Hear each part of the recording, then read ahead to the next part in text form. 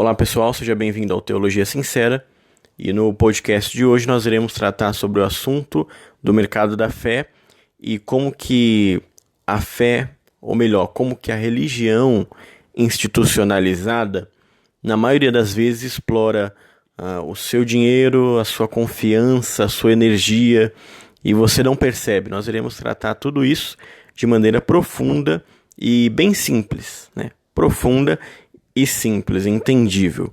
Traduzir aqui para vocês.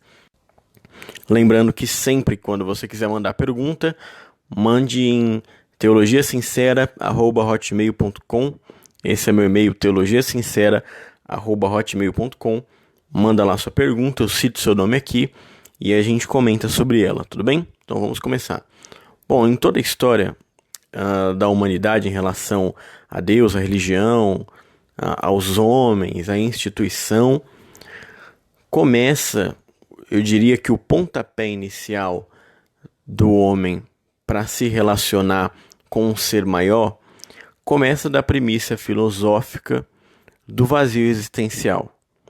Então, o vazio existencial nada mais é do que o vazio de sentido para a vida. Afinal, nós, seres humanos, seres racionais, nós não nos movemos e não vivemos apenas de sobreviver. Nós não vivemos apenas pela sobrevivência. Nós precisamos de um sentido, precisamos de um rumo, de um lugar onde podemos ir. Nós não somos guiados apenas pelo olfato, pelo paladar, pelo tato, pela visão. Nós precisamos de um sentido maior. E esse sentido, ele começa, por exemplo, na Bíblia. Um exemplo, Gênesis 12. Abraão escuta uma voz e sai do meio da sua casa e vai sem rumo. Quando Abraão vai sem rumo para lugar nenhum, até então que ele sabia, ele vai na confiança de que uma voz falou com ele e posteriormente uma voz falaria com a sua geração, com seu filho, com Jacó, e aí vai. E essa voz guia Abraão no meio do nada para algum lugar que ele não sabia onde era. Ou seja, Abraão não tinha nenhum norte, nenhum rumo. Isso mostra que o ser humano, ele precisa de alguma coisa que ele acredite. Mesmo que ele não saiba para onde vai, ele precisa de um norte, de um rumo. Não estou afirmando aqui, como diria Freud, por exemplo, que o homem criou Deus em busca de solucionar os seus problemas. Não. Na verdade, não é o homem que criou Deus. Na verdade, a teologia cristã acredita que Deus criou o homem e que a nossa existência pede um Deus. Assim como a nossa existência pede vitamina D, assim como a nossa existência pede alimento, a nossa existência também pede um Deus. Então Abraão sai rumo a lugar algum, que ele não tinha nenhuma informação, mas guiado por essa voz. A pergunta aqui é o seguinte: por que Abraão saiu sem rumo nenhum, não sabendo para onde ia, mas ainda assim confiou e se configurou posteriormente como o pai da fé dos judeus e dos gentios? É porque nós só precisamos de um sentido. O ser humano, ele é movido por sentido. O vazio existencial vai ao encontro com a religião e é nesse momento que nós buscamos um sentido filosófico. Quando o vazio existencial se encontra com a religião, faz a junção perfeita do tipo: agora minha vida tem um sentido. Agora ela vai para frente. Essa é a questão de Dostoiévski, no seu famoso livro Os Irmãos Karamazov, que é: se Deus não existe, então tudo é permitido. Isso é uma pergunta, é uma indagação que é feito por um dos personagens do livro. Se Deus não existe, então tudo é permitido. Em outras palavras, se Deus não existe, então não existe sentido na existência. Não existe sentido na vida. E é aí que também entra o niilismo, chamado niilismo de Nietzsche, que é o ceticismo, a descrença em relação a toda a realidade da nossa existência. Então, não é o ateísmo. O ateísmo é o ceticismo em relação a Deus, a uma ordem espiritual. O niilismo é um ceticismo em relação a tudo, basicamente. Então é lógico que alguém que leva a vida com base, por exemplo, no niilismo total, é uma vida vazia de existência. Então todos nós precisamos nos apegar a algo. É por isso que a idolatria, que as esculturas, idolatria como nós chamamos, esculturas, imagens, sempre foi tão vigente, tão vitalício na nossa existência como seres humanos. Porque, na verdade, nós não aguentamos a ideia de um Deus invisível. Nós não aguentamos a ideia de um Deus que nós não podemos ver, não podemos tocar e só podemos sentir. Por isso a necessidade, a demanda de fazer um ídolo, alguma coisa palpável que eu possa tocar e falar: ali vai o meu Deus, ou ali naquela parede está o meu Senhor. E é nessa busca de sentido através de Deus e através de alguma coisa palpável, é quando entra esse vazio existencial e nos traz o medo, porque nós somos finitos, nós somos mortais. Então é a partir disso aí que vem o nosso medo do futuro, medo do desconhecido. Não sabemos o que vai acontecer daqui 5 anos, daqui 2 anos, daqui 1 ano. E é nesse vazio de existência filosófico que eu citei para você, e nesse medo do desconhecido, que a religião entra. É nesse cenário, exatamente nesse cenário, que a religião entra. Veja, todo o meu argumento desde o início até agora, eu não estou falando a respeito de Deus. Eu estou falando agora, nesse momento, a respeito da religião institucionalizada. É aqui que a maioria delas entram. Entram nesse vazio de existência, trazendo uma série de respostas próprias. Então imagina que esse ser humano angustiado, que esse ser humano vazio de existência, agora está em contato com o líder religioso que diz que fala em nome de Deus. Veja, a minha questão, vou reforçar de novo para você não entender errado. Não é se Deus fala ou não. Estou colocando aqui alguém que se diz que fala em nome de Deus.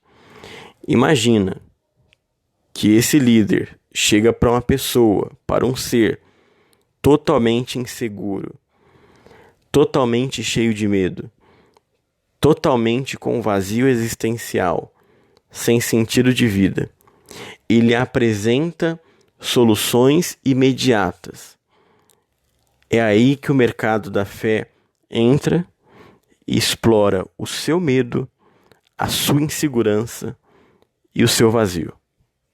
E ele chega apresentando soluções imediatas do tipo: venha na corrente de oração da minha igreja e receba um sentido para a sua vida ou uma resposta para aquilo que você busca. E ele explora em 3 pilares. O primeiro é a culpa. A religião sempre se aproveitou da culpa do homem. Porque a verdade é que todos nós, você também, devemos. Em alguma área da nossa vida a gente deve. A gente acha que não foi suficiente, que fez o que não deveria ser feito, ou a gente coloca em dúvida: será que eu fiz direito? Essa é a culpa. É a culpa do que também a teologia e nós cristãos chamamos de pecado. E é aí que a religião vai entrar e vai explorar isso. E explora brilhantemente. Então ela chega e fala assim: olha, você aí que está em pecado, você aí, lembra aquele dia que você fez aquilo lá? Sabe aquilo lá? Aí você já puxa alguma coisa na mente. Então, Deus quer acertar contas contigo. Isso aí tá dando legalidade pro diabo. Sabe como você resolve isso? Vem na campanha da nossa igreja. Vem na corrente de oração da nossa igreja. Você precisa ser orado pelos obreiros aqui da nossa igreja. Então ele vai entrando por aí. Esse é o método. Esse é o jeito. Uma outra estratégia é o medo. É o medo. O medo da doença. O medo da morte. O medo da morte de pessoas próximas. O medo do sofrimento nosso ou de pessoas que a gente ama. A insegurança do medo. É o medo. E a religião, ela explora esse medo também. Do tipo, olha, o diabo tá furioso com a sua vida, viu? Deus pesa a mão em quem não é fiel. Olha, você precisa se doar mais para Deus. Alguém que te protege precisa receber a sua adoração. E sabe como é que você faz isso? A gente tem culto terça, quarta, sexta, domingo. E vem aqui, das 7h30 às 9h30. Que é aqui que você vai ter a sua resposta. Ou do tipo, a gente vai passar a salva agora e você precisa dizimar. Você precisa ofertar. Não quer dar na igreja, vai dar na farmácia, não é assim? Então, lembra, sabe aquele seu parente que está extremamente acabado? Então eu vi o diabo querendo matar ele. Você tem que vir orar pelos seus. Sabe como é que você faz isso? Na corrente de oração de quinta-feira. É aqui que você vai receber sua resposta. Então imagina toda essa pressão em cima de alguém que tem medo extremo, que aliás todos nós temos um medo. Então imagina a religião explorando isso. Isso sempre dá certo. Na maioria das vezes isso dá certo. E é por isso que a instituição religiosa, e eu falo de todas, ou melhor, da maioria, é por isso que ela cresce tanto e vai crescer mais ainda. Porque o ser humano é dotado de medo, é dotado de insegurança. Sabe mais um jeito de pegar? Na ganância. Olha, eu vi. Deus tem um projeto muito grande na sua vida. Você tem algo em mente, todo mundo tem alguma coisa em mente. Então você tem algo em mente, é um projeto que você tem, que se você colocar a mão, Deus vai prosperar. Mas sabe como é que você faz isso? A gente vai passar a salva agora. E primeiro você precisa investir no reino de Deus. Se você não investir no reino de Deus, Deus não vai investir em você. Porque a Bíblia diz: buscai o reino dos céus e as demais coisas vos serão acrescentadas. Então a gente vai passar a salva agora. Quanto que você tem aí? O quê? 20? 10 só? É isso que você dá para o Deus? O Deus que te guarda, que te guia, que te protege os seus, é isso? Bom, se é isso que você acha que Deus merece, então... Mas nós vamos passar a salva aqui. E Deus vai tocar no seu coração. Então essa é uma maneira de você explorar a ganância de alguém. Então todas essas pessoas que estão debaixo das cadeias religiosas, ou estão debaixo da culpa, ou debaixo do medo, ou debaixo da ganância. Todos esses 3 itens que eu falei se configura no vazio de existência. Então isso é infalível. Isso sempre dá certo. É um negócio que, olha, vale a pena você entrar se você não tiver simancol, se você for um cara de pau e se você não tiver nenhum compromisso com Deus. Então entenda que eu não estou falando que toda religião se baseia nisso, que todas as instituições se baseiam nisso, mas a maioria em peso no nosso país, e eu não preciso citar aqui instituições, você sabe do que eu estou falando, quem sabe mais para frente eu cite, mas agora não é o momento, mas você logo está vindo um monte na sua mente, ou talvez até na sua que você participa. Esse tipo de coisa acontece. Então é nesse estilo que a religião ela prende todo o ser humano, todo. É por isso que Paulo fala que nós somos salvos pela graça. Já é para nos libertar do dogma, da maldição que é a lei. A lei representa medo, representa aflição. A graça representa um favor imerecido.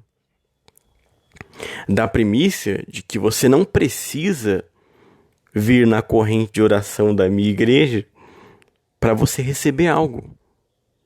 Porque Deus é graça. E ninguém merece nada. Essa é a mensagem central do Evangelho. Que na verdade ninguém merece nada. É um favor imerecido que é entregue ao ser humano. Só que eles não falam isso. Porque se eles falarem isso, logo vai ter que ser derrubado 95, 96% de todo o jogo esquematizado das instituições religiosas. Todos. E é os jogos que funcionam. E funcionam muito bem. Para você receber algo, você tem que colocar a fita, você tem que comprar o óleo, você tem que passar no sal, você tem que comprar o lenço, você tem que entrar na piscina, você tem que fazer uma campanha de 12 dias, de 13 dias, de 7 dias, os 7 mergulhos de Naamã, sabe? Campanha do Rio Jordão, águas do Rio Jordão. Eu poderia ficar aqui citando muitas invenções. Isso tudo que eu falei agora, todas essas correntes, esses despachos evangélicos, é um exemplo. Todos eles é com base na primícia do medo. Então assim, eu não tenho o rabo preso com ninguém, né? Esse podcast foi para falar tudo às claras. Aqui é meu lugar onde eu posso falar tudo que eu quiser e não tenho medo de ninguém. Então, toda religião, isso quer ver mais um exemplo? Eu vou te dar agora esse exemplo de presente. É um exemplo muito antigo, ainda existe, mas é antigo, que é do tipo, a música secular é pecado. Quem fala isso, que música secular é pecado? Você vai ver que quem fala é as grandes instituições que têm gravadora gospel. Então é lógico que é conveniente dizer que, por exemplo, música secular é pecado. Porque a música secular é um concorrente do gospel. Então se você disser que a música que ouve Tom Jobim está tudo bem, logo você vai disputar Tom Jobim com, sei lá, com a Bruna Carla, com a Cassiana. E isso não é bom do ponto de vista de negócio, empresarial, de investimento. Logo, o que você faz? Você dizima o seu adversário, dizendo que ele é maligno ou algo do tipo, e que os seus ouvidos são santos e que ele é ímpio, e eu ganho dinheiro em cima de você, com base no medo. A partir de agora, eu dizendo que música secular é pecado e que Deus está te vigiando e que ele vai pesar a mão e que isso vai dar brecha pro diabo, logo você vai consumir só os meus produtos. É impressionante isso. É impressionante como está na nossa cara e a gente não enxerga. É muito impressionante. Está com base nessas 3 premissas: o medo, a ganância e a culpa. Sempre. Esses 3 se configuram dentro do vazio existencial. Então, meu conselho hoje é que você desapegue dessas correntes religiosas e se apegue ao que é realmente o Evangelho. E o que é realmente o Evangelho, afinal, então? Já que tudo que eu acredito está sendo desconstruído nesse momento, talvez você esteja pensando. Então, nós trataremos disso. Foi por isso que eu criei essa série de podcasts que a gente vai conversando, você vai perguntando e eu vou respondendo. Trataremos sobre temas bíblicos, temas sociais, religiosos, como esse, por exemplo, e iremos crescendo na graça e no conhecimento. Então, muito obrigado, até a próxima. Lembrando, qualquer pergunta, qualquer questionamento, qualquer desaforo, qualquer coisa, se você quiser, se achar que não estou certo, quer falar, eu vou ver tudo no e-mail teologiasincera@hotmail.com. Então manda tudo lá, eu vou ler, cito o seu nome, se você não quiser que eu cite seu nome, deixe claro no e-mail e estarei respondendo os seus questionamentos. Muito obrigado e até a próxima Teologia Sincera.